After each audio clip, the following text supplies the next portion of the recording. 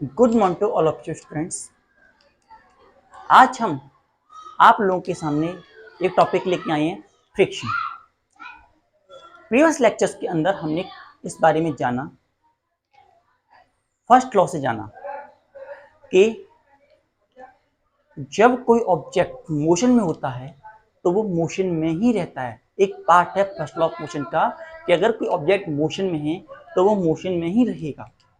लेकिन how it is going to be possible? Daily life में हम ऐसा नहीं देखते। अगर हम एक साइकिल को पेडलिंग कर रहे हैं तो एक स्टेट के बाद साइकिल में मोशन बंद हो जाता है, साइकिल स्टॉप हो जाती है। इसी तरीके से जब हम एक स्टोन को ऊपर फेंकते हैं तो एक समय के बाद में वो स्टोन नीचे आ जाता है। वहीं अगर वो फैन जो रोटेट कर रहा है, रोटेटिंग फैन को हम इलेक्ट्रिक पावर सप्लाई को बंद कर दें तो कुछ समय के बाद में जो फैन है वो स्टॉप हो जाता है। जो कार है, कार मोशन कर रही है, उस पर हम कोई भी न्यूट्रल पे डाल दें उसको, तो ऐसी कंडीशन में जो कार है धीरे धीरे करके स्टॉप हो जाती है। इवन हम उसको कोई फोर्स नहीं लगा रहे। तो ये पॉसिबल कैसे हो पा रहा है? हमने अब तक जाना कि किसी भी ऑब्जेक्ट में मोशन होने के लिए भी एक फोर्स चाहिए और उस मोशन को रोकने के लिए भी एक फोर्स चाहिए। तो जब एक बॉडी मूव कर रही है तो वो स्टॉप कैसे हो रही है? उस पर एक ऐसी कौन सी, क्या कोई इस पे ऐसी फोर्स लग रही है? सो यस, उस फोर्स का नाम है friction. Friction is an opposing force. Friction एक अपोजिंग फोर्स होती है that come into play and it is self adjusting and oppose the motion. ये सेल्फ एडजस्टिंग होती है और अपने आप को प्रोड्यूस कर लेती है, एडजस्ट कर लेती है अकॉर्डिंग द फोर्स। और हमेशा इसका काम अपोजिशन होता है। जो फोर्स है उसको अपोज करने का ही इसका वर्क रहता है। नाउ जो फोर्स होती है, फ्रिक्शनल फोर्स जो होती है, उसका जो ओरिजिन इनिशियल लेवल में माना गया रफनेस ऑफ द बॉडी। अगर दो बॉडी रफ हैं, ज्यादा रफ हैं, तो उन दोनों के बीच में बॉन्ड बनते हैं। वो फ्रिक्शन जो होता है ज्यादा बढ़ता है, जिसके कारण स्लाइड करना मुश्किल हो जाता है। वहीं इन द केस अगर फ्रिक्शन को हम कम कर दें, अगर सरफेस एरिया स्मूथ हो तो ऐसी कंडीशन में फ्रिक्शन भी कम हो जाता है। लेकिन हमने एक्सपेरिमेंटली जाना कि बाई द रफनेस और increasing surface area there is no much difference. ज़्यादा डिफरेंस देखने को नहीं आता है हमारी फ्रिक्शन फोर्स में। जो हमारी फ्रिक्शनल फोर्स है वो एरिया पे डिपेंड ही नहीं करती। जो हमारी फ्रिक्शनल फोर्स है वो एरिया पे डिपेंड ही नहीं करती है। इसके बाद हमने ये माना कि जो फोर्स है वो एटॉमिक और मॉलिक्यूलर लेवल पे जो फोर्स लगती हैं, एटॉमिक और मॉलिक्यूलर लेवल पे जो बॉन्ड बनते हैं उनकी वजह से फोर्स बनती है। There is the bond at atomic and molecular level which are going to be responsible. वो जो हैं रिस्पॉन्सिबल रहते हैं फ्रिक्शनल फोर्स को होने में। ये सारी बातें हमने सीखी और इन सब के बारे में ही हम जानेंगे। फर्स्ट नोट तो स्टार्ट करते हैं। तो what we say is friction.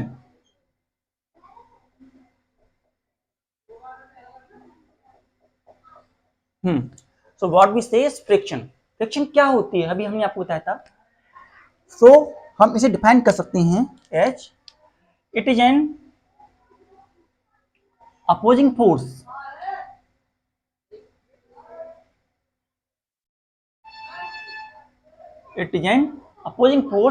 that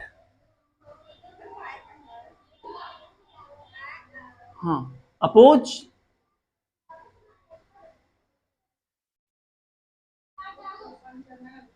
or tries to oppose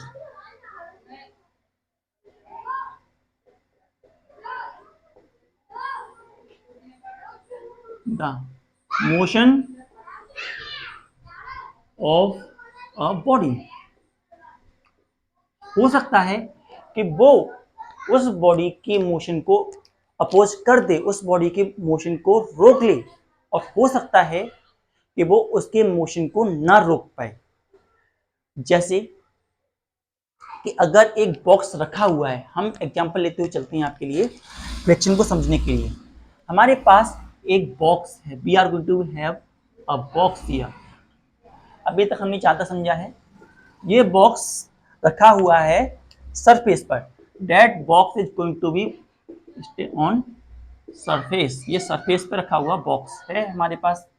now here what we are going to be observe is this, ये अपने वेट से एनजी फोर्स इधर लगाता है, तो इस फोर्स के अपोजिशन में एक रिएक्टिव फोर्स आर यहां लगती है। जब हम इस एक पी फोर्स लगाते हैं इधर की साइड इसे मूव कराने के लिए, तो एक इसमें opposing force, there is an opposing force, there is an opposing force F come into play. एक फोर्स, अपोजिंग फोर्स जो कम इनटू प्ले होती है, असल में ये एग्जिस्ट ही नहीं करती। जो फ्रिक्शनल फोर्स है अपने आप में एग्जिस्ट नहीं करती, ये केवल तभी आती है जब कोई ऑब्जेक्ट इस पर फोर्स लगाया जाता है या उस ऑब्जेक्ट को मूव करने की कोशिश की जाती है, तभी फ्रिक्शनल फोर्स आती है, उससे पहले फ्रिक्शनल फोर्स नहीं आती। तो जब हम इस बॉक्स को मूव करते हैं, करने की कोशिश करते हैं, तो ये फ्रिक्शनल फोर्स इसके मोशन को अपोज करती है। लेकिन अगर हम ज्यादा फोर्स लगा दें, हमारी जो फोर्स है अप्लाइड फोर्स जो ज्यादा हो जाए फ्रिक्शनल फोर्स से, तो वो हमारा बॉक्स मूव करना स्टार्ट कर देगा, लेकिन even then frictional force is going to be act, क्योंकि फ्रिक्शनल फोर्स अपने आप को उस कंडीशन में एडजस्ट कर लेती है। लेकिन क्या हो, अब हमने फोर्स लगाना बंद कर दिया, तो धीरे धीरे करके हमारा जो ये बॉक्स है एक समय तक मूव करने के बाद में दोबारा से स्टॉप हो जाएगा। Our box get stop again. तो इसलिए हम ये कह सकते हैं frictional force is self adjusting, self adjusting. Frictional force जो होती है वो सेल्फ एडजस्टिंग होती है and come into play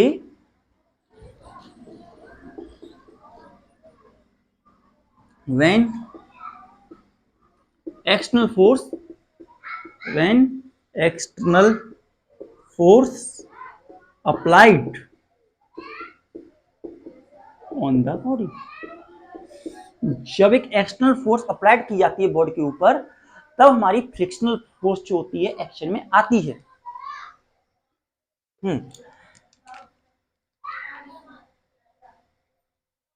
frictional force को सिंपल मैनर में हमने बोल दिया इट इज अपोजिंग फोर्स। हाँ, और हम इसको सिंपल में कहते हैं frictional force, frictional force oppose the motion in a body. Frictional force जो होती है किसी भी बॉडी के मोशन को अपोज करती है। नाउ अर्लियर हम ये समझते थे friction depend upon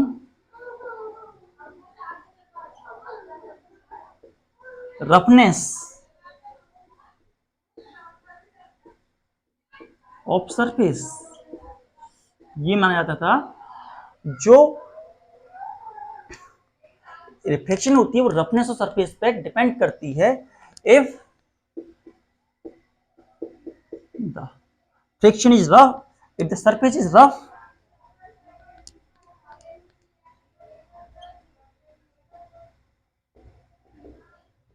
surface is rough, then there is high friction, then there is high friction या more friction।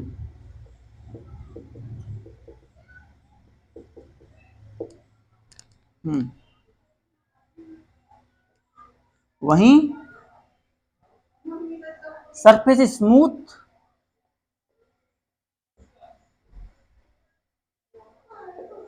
Friction become less.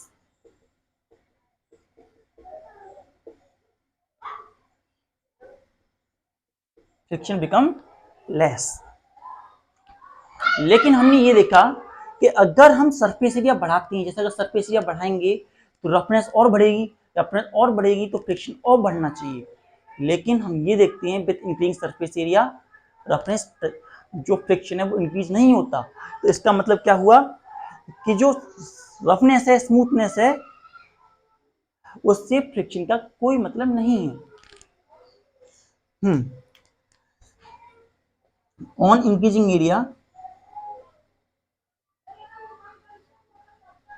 Roughness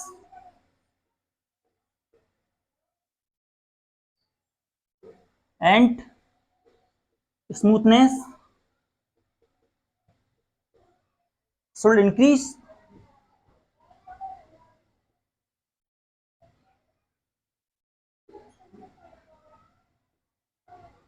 जब हम सरफेस एरिया को बढ़ाते हैं, जब हम सरफेस एरिया को बढ़ाते हैं तो रफनेस जो होती है ऑन इंक्रीजिंग सरफेस एरिया, यहाँ सरफेस एरिया आएगा, surface area on increasing surface area roughness and smoothness should be increase. What experimentally, what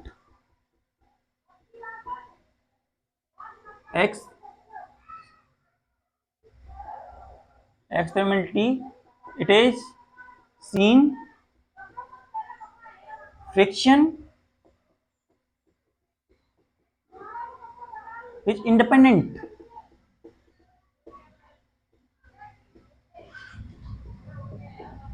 of the surface area।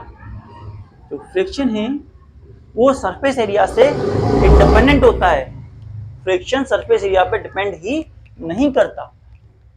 तो इस बात को देखते हुए हमारे लिए एक डिलेमा पैदा हुआ, क्योंकि जब सरफेस एरिया पे डिपेंड ही नहीं करता है, फ्रिक्शन सरफेस एरिया पे डिपेंड ही नहीं करता, तो मतलब कि रफनेस इंक्रीज होनी चाहिए, लेकिन रफनेस इंक्रीज भी हुई तो फ्रिक्शन इंक्रीज नहीं हुआ। तो इसका मतलब ये हुआ कि हमारा पुराना सोचने का तरीका गलत था। जो हम इस समय सोचते हैं तो हमारा मानना ये है कि friction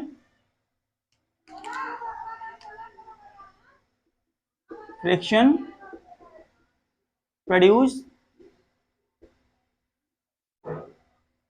within the two surface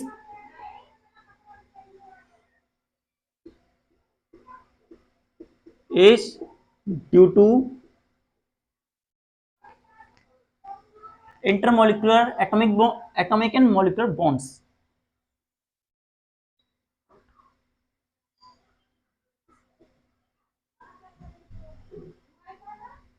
intermolecular atomic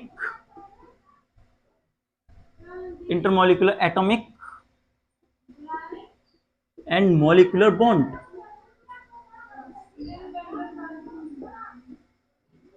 तो इंटरमोलिकुलर और एटॉमिक बॉन्ड बनते हैं ड्यू टू इलेक्ट्रोस्टैटिक फोर्स की वजह से, जो वहां पे फ्रिक्शन बनती है एटॉमिक और मॉलिक्यूलर लेवल पर, उसके बीच में जो बॉन्ड बनते हैं they are going to be responsible.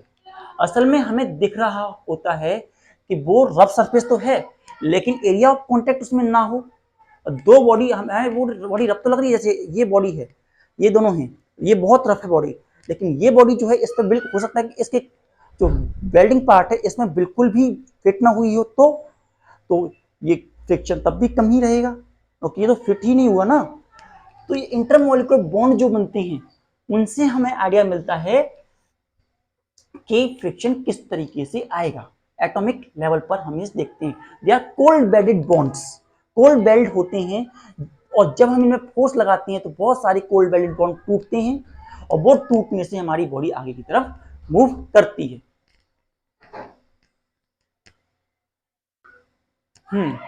तो जैसा हमने बताया कि ये हमारी सरफेस है एक बॉडी की, ये सरफेस है, हम ये समझ रहे थे कि बहुत रफ सरफेस है हमारी, और हमारी दूसरी सरफेस जो है इस तरीके से अगर इस तरीके से है, इस तरीके से हमारी सरफेस है ओल्ड व्यू के अकॉर्डिंग, अब जब इस पे हम फोर्स लगाएंगे तो इसकी रफनेस से फोर्स लगेगी, फोर्स लगने से ये एरिया ऑफ कांटेक्ट है, एरिया ऑफ कांटेक्ट ज्यादा है इसके अंदर, तो फ्रिक्शन फोर्स ज्यादा लगेगी। लेकिन हमें लगता है कि ऐसा है, और ऐसी फोर्स है तो फ्रिक्शन फोर्स ज्यादा होगी, ऑटोमेटिकली ज्यादा होगी, क्योंकि इसमें कोल्ड बेडेड पार्ट है, एडहेसिव पार्ट जो है फोर्स पर यूनिट एरिया ज्यादा है। लेकिन अगर ऐसा है कंडीशन कि हमारे पास ये है, लेकिन हम जो देख रहे हैं बॉडी के बीच में कुछ इस तरीके की बॉडी है, बॉडी हमारी कुछ इस तरीके की है। अब देखिए यहां पर area of contact is very less, यहां पे area of contact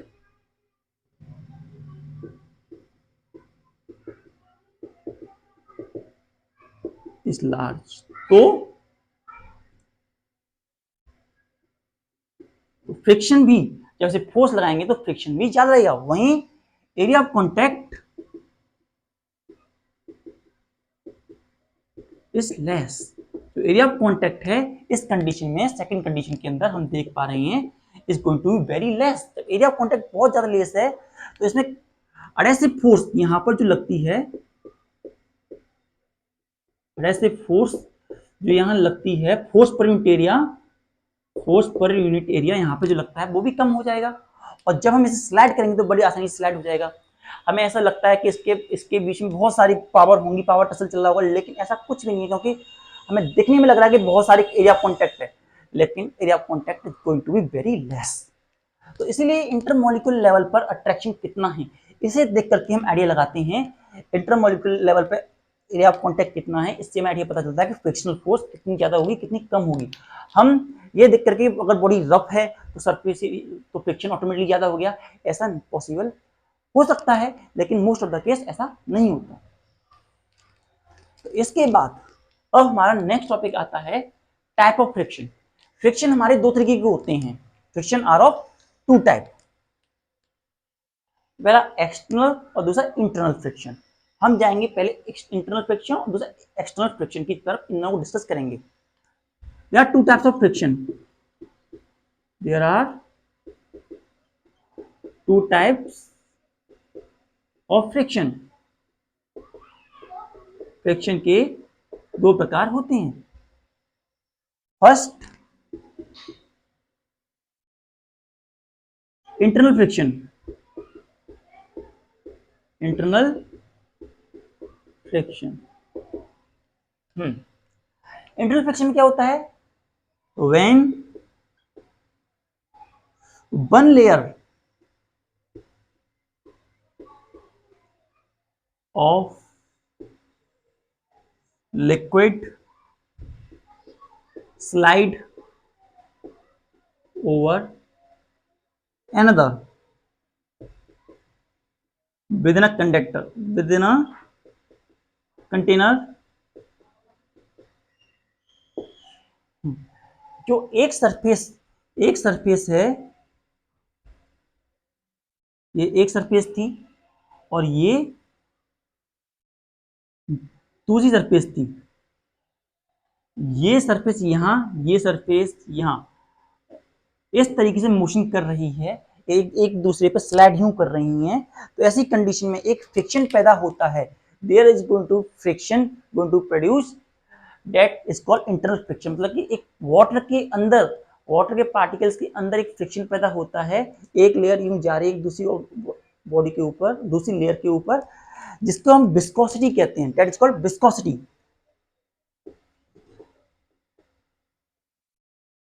it is called viscosity in our language, इसे हम विस्कोसिटी भी कहते हैं। इंटरनल फोर्स का एक एग्जांपल विस्कोसिटी भी होता है कि दो लेयर के बीच में विस्कस फोर्स जो होती है वो शहद में भी होती है, शहद की एक लेयर जब दूसरी लेयर पे आती है तो उसमें विस्कस फोर्स ज्यादा होती है, तो उसे मूव करने में ज्यादा टाइम लगता है। तो इस तरीके से विद इन अ लिक्विड एक सरफेस जब दूसरी सरफेस पे स्लाइड होती है तो वो एक इंटरनल फ्रिक्शन का हमारा एक एग्जांपल होती है। नाउ दूसरा होता है एक्सटर्नल फ्रिक्शन। एक्सटर्नल फ्रिक्शन एक ऐसा फ्रिक्शन होता है कि जब दो बॉडी एक दूसरे के ऊपर स्लाइड करती हैं। जब दो बॉडी, ये तो इंटरनल एक ही बॉडी थी, एक बॉडी के अंदर वाटर था, उसकी उसी की दो लेयर थी, वो मूव कर रही थी। लेकिन एक्सटर्नल फ्रिक्शन में surface of two body is going to be slide over each other. दो बॉडी की सरफेस जो होती है एक दूसरे के ऊपर स्लाइड करती है, इस तरीके के फ्रिक्शन को एक्सटर्नल फ्रिक्शन कहते हैं। So note down.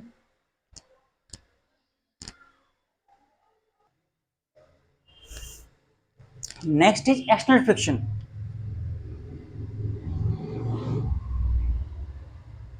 External friction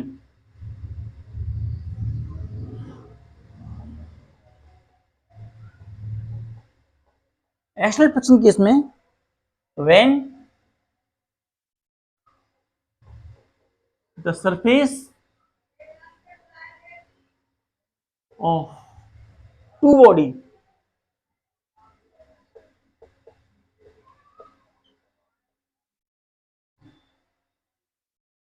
slide over each other, slide over each other,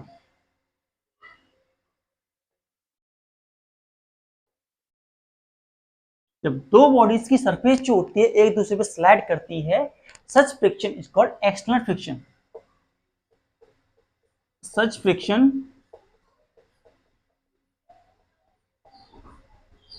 is called external friction.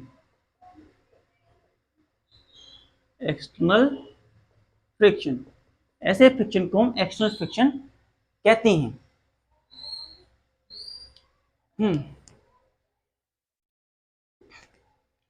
Now in सब फ्रिक्शन के अलावा भी कई तरीके के फ्रिक्शन और भी होते हैं।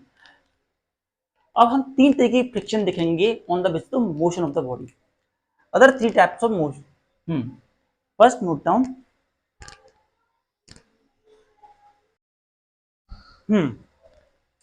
सो एक्सटर्नल फ्रिक्शन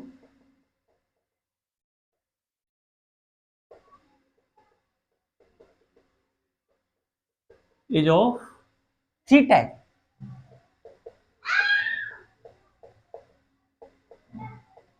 एक्सटर्नल फ्रिक्शन जो होता है वो तीन प्रकार का होता है। First is static friction, static friction. Second limiting friction, limiting friction. And third kinetic friction.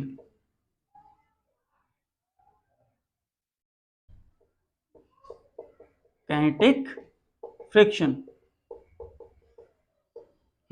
इन तीन तरीके का हमारा एक्सटर्नल फ्रिक्शन रहता है। इसको समझने से पहले दो तीन पॉइंट हम और समझ लेते हैं जरा। हाँ, काइनेटिक फ्रिक्शन और दो तरीके होता है। काइनेटिक फ्रिक्शन दो तरीके और होता है। ए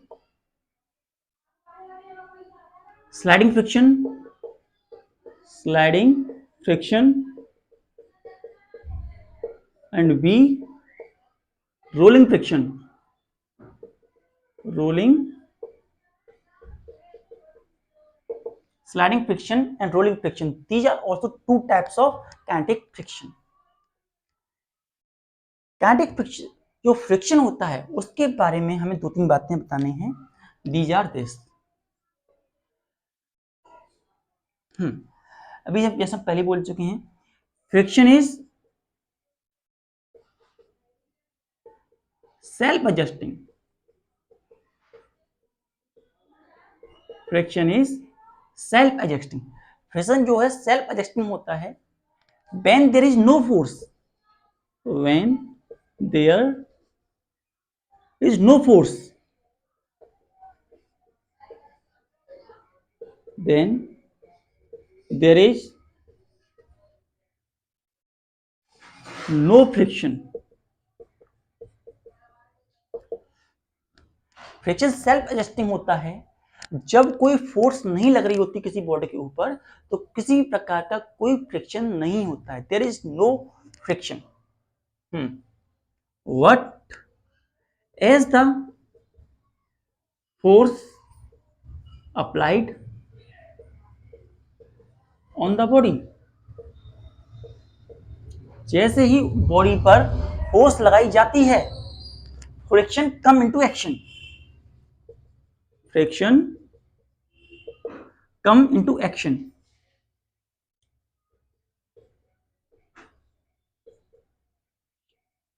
and act in opposite direction, act in opposite direction or applied force, opposite direction, opposite direction of applied force.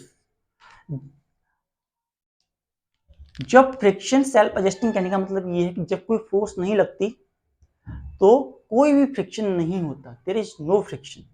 और जैसे ही बॉडी मोशन करने की स्टार्ट करते हैं, फोर्स लगाते हैं, तो there is an friction come into action. उसी समय फ्रिक्शन जो होता है एक्शन में आ जाता है और तब तक रहता है जब तक कि उस पर एक्सटर्नल फोर्स लगती है एंड रिमेन, हाँ, friction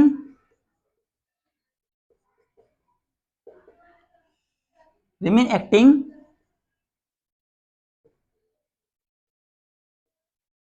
till the object come to rest, till object come to rest।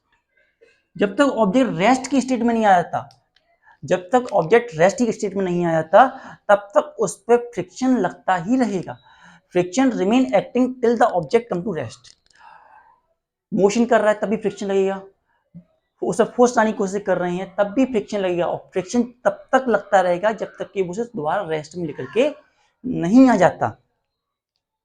And one more thing, friction oppose the impedance motion,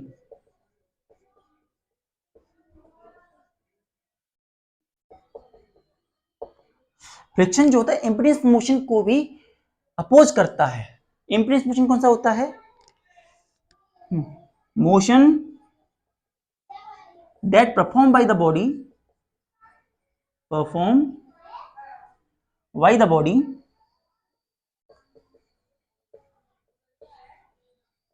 if there is no motion, if there is no friction।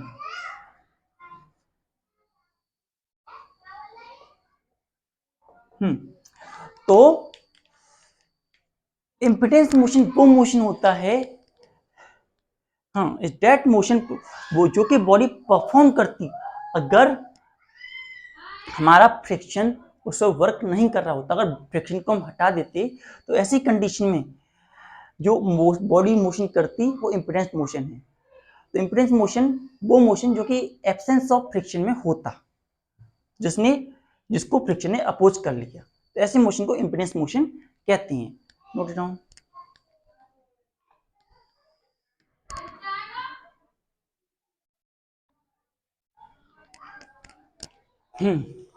तो आज हमने जाना friction के बारे में। क्या होती है फ्रिक्शन? फ्रिक्शन जो होती है एक अपोजिंग फोर्स होती है, हमने जाना फ्रिक्शन एक अपोजिंग फोर्स होती है जो कि अपोज करती है या अपोज करने की कोशिश करती है object, that is motion, motion of an object को अपोज करने की कोशिश करती है। हमने जाना फ्रिक्शन जो होती है सेल्फ एडजस्टिंग होती है, friction equal to self adjusting and come into play when external force apply on the body. जब बॉडी पे एक एक्सटर्नल फोर्स अप्लाइड होती है तो फ्रिक्शनल फोर्स एक्शन में आ जाती है। Frictional force oppose the motion of in a body, एक बॉडी के मोशन को अपोज करती है frictional force. And frictional friction depend upon the roughness of the surface. Earlier हमें सोचा था कि जो फ्रिक्शन होता है वो रफनेस पे डिपेंड करता है, स्मूथनेस पे डिपेंड करता है। तो सरफेस एरिया इंक्रीज होने से रफनेस और स्मूथनेस बढ़नी चाहिए थी और बढ़ेगी भी, तो सरफेस एरिया बढ़ेगा तो रफनेस और स्मूथनेस भी बढ़ेगी, तो इसके कारण फ्रिक्शन भी बढ़ना चाहिए। लेकिन हमने अपने एक्सपेरिमेंट के अंदर जाना कि with increase in surface area there is no change in friction. So mean to say friction is independent, friction जो होता है सरफेस एरिया से इंडिपेंडेंट रहता है। सो बाद में हमें पता चला जो फ्रिक्शन होता है प्रोड्यूस होता है इंटरमोलिकुलर अट्रैक्शन, इंटरमोलिकुलर और inter atomic attraction in between the particles of two surface or bonds in between two surface कितना स्ट्रॉन्ग है इसके बेसिस पे डिपेंड करता है कि बॉन्ड कितना स्ट्रॉन्गली बॉन्ड हुआ है या वीकली बॉन्ड हुआ है। क्योंकि हमें देखने से ऐसा लग सकता है कि वो दोनों बॉडीज आपस में कांटेक्ट में है, उनके बीच में फ्रिक्शन बहुत ज्यादा होगा, लेकिन उनके बीच में हो सकता है कि ऐसा बॉन्ड बनाए तो कॉन्टेक्ट एरिया इज लार्ज, यहाँ पे हम देख पा रहे हैं इनके बॉन्ड ज्यादा स्ट्रॉन्ग बनी है, और वहीं यहाँ पर सरफेस एरिया उतना ही है लेकिन बॉन्ड जो है वो कम बना है, bond is going to be less, तो यहाँ पर जो फ्रिक्शन है वो भी ऑटोमेटिकली कम हो जाएगा। फिर हमने जाना टाइप ऑफ फ्रिक्शन। फ्रिक्शन दो तरीके का होता है, इंटरनल फ्रिक्शन और एक्सटर्नल फ्रिक्शन। इंटरनल फ्रिक्शन में हमने जाना जो दो लिक्विड की अंदर जो सरफेस होती हैं जब वो एक दूसरे को स्लाइड करती हैं तो वो एक फ्रिक्शन लगाती हैं जिसे हम इंटरनल फ्रिक्शन कहते हैं। इंटरनल फ्रिक्शन में हमारी विस्कोसिटी आती है। उसके बाद हमने जाना एक्सटर्नल फ्रिक्शन। एक्सटर्नल फ्रिक्शन जब सरफेस ऑफ टू बॉडी, दो बॉडी की सरफेस एक दूसरे के ऊपर स्लाइड करती है तो ऐसी कंडीशन में एक फ्रिक्शन लगता है जिसे हम एक्सटर्नल फ्रिक्शन कहते हैं। एक्सटर्नल फ्रिक्शन तीन तरीके का होता है, static friction, लिमिटिक friction, kinetic friction. जो हमारा काइनेटिक फ्रिक्शन है वो दो तरीके का होता है, sliding friction, rolling friction. Friction जो है सेल्फ एडजस्टिंग होता है, जब कोई फोर्स नहीं होती तो कोई फ्रिक्शन नहीं होता, और जैसे ही फोर्स अप्लाइड होती है बॉडी के ऊपर फ्रिक्शन एक्शन में आ जाता है एंड अपोजिट डायरेक्शन में वर्क करता है जिस डायरेक्शन फोर्स अप्लाइड हो रही है, और फ्रिक्शन काम करता रहेगा जब तक कि वो ऑब्जेक्ट रेस्ट में नहीं आ जाता। साथ ही साथ हमने ये भी जाना जो फ्रिक्शन होता है impedance motion of the body को भी अपोज करता है, it oppose the impedance motion of an body. Impedance motion वो मोशन होता है जब अगर कोई उस पर बॉडी में फ्रिक्शन नहीं लग रहा होता तो उसके अंदर जो मोशन आता वो इंपीडेंस मोशन होता। तो ये हमने आज जाना, नोट डाउन।